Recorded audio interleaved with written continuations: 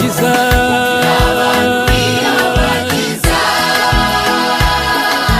birengagiza ijambo ry'Imana, bita ku mategeko y'Imana, abantu bibaza iherezo ryabo.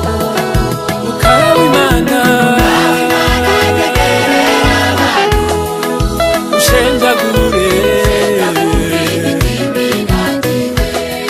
umemeza ibyaha munsi w'amateka Mwuka w'Imana ushenjagure umemeza ibyaha munsi w'amateka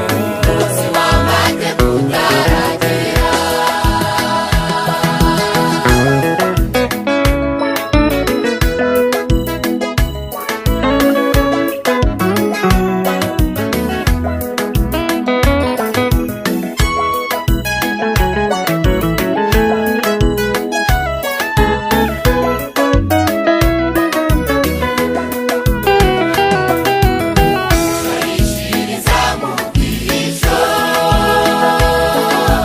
bambara ishusho yo kwera gusa, bishegesha ubugingo bwa benshi, bisereza umurimo w'Imana. shayishiriza mu bwihisho Barishiriza mu bwihisho, bambara ishusho yo kwera gusa, bishegesha ubugingo bwa benshi,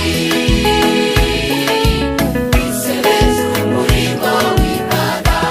Mwuka w'Imana ushenjagure umemeza ibyaha munsi w'amateka Mwuka w'Imana ushenjagure umemeza ibyaha